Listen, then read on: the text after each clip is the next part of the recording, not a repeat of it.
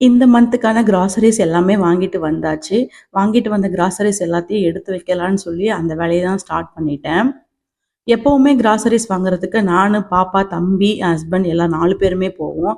But இப்போலாம் பாப்பா வந்து அந்த கடைக்கு போனா ரொம்ப சேட்டை பண்றா. எல்லாத்தையும் எடுத்து கீழ போடுறதுன்னு சொல்லிட்டு, நம்ம வாங்க வந்த பொருள் பாதி பொருள் வாங்காமலே கூட ரிட்டர்ன் வந்துடுற மாரி ஆயிடுது. அதனால இந்த டைம் என்ன பண்ணிட்டேன், லிஸ்ட்டு குடுத்து ஹஸ்பண்ட் கிட்ட நீங்களே எல்லாத்தையும் வாங்கிட்டு வந்துருங்கன்னு சொல்லி குடுத்துட்டேன். அவரும் வாங்கிட்டு வந்து குடுத்துட்டாரு. இப்போ வாங்கிட்டு வந்த கிராசரிஸ் எல்லாத்தையும் அரேஞ்ச் பண்ணலான்னு சொல்லி வந்துட்டேன். பாப்பாவ இப்படிதான் என்கேஜ்டா வச்சுக்கிறதுக்காக, அவளுக்கும் ஏதாவது இந்த மாரி சின்ன சின்ன வேலையெல்லாம் குடுத்துட்டேன்னா, அவாவும் செஞ்சுக்கிட்டு இருப்பாங்க. ஸோ அவளையும் மேனேஜ் பண்ண மாரி ஆயிடும். நமக்கு ஒர்க்கும் சீக்கிரம் முடிஞ்சிரும். ஸோ ரீஃபில் பண்ண வேண்டியதெல்லாம் தனியா எடுத்து வச்சுட்டு, எக்ஸ்ட்ரா உள்ளது எல்லாத்தையும் இந்த மாரி ஒரு பக்கெட்ல போட்டு க்ளோஸ் பண்ணி வச்சுருவேன். இது ஒரே பக்கெட்ல எல்லா கிராசரிஸையும் நான் அரேஞ்ச் பண்ணிருவேன். நெக்ஸ்ட் வந்து பார்த்தீங்கன்னா, ரீஃபில் பண்றதுக்கான சில திங்ஸ் அந்த அந்த ஐட்டம்ஸ மட்டும் தனியா எடுத்துட்டு போயிட்டு, பாட்டில்ஸ்லயும், கண்டெய்னர்ஸ்ல எல்லாத்தையும் வந்து ஸ்டோர் பண்ணிட்டேன்.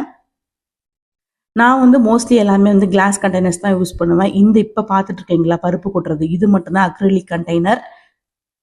எல்லாத்தையும் ரீஃபில் பண்ணிட்டு, அன்னைக்கு டின்னர் வந்து சிம்பிளா முடிச்சிடலாம்னு சொல்லிட்டு கோதுமை ரவ உப்புமா செஞ்சு சாப்பிட்டு டின்னரையும் முடிச்சாச்சு.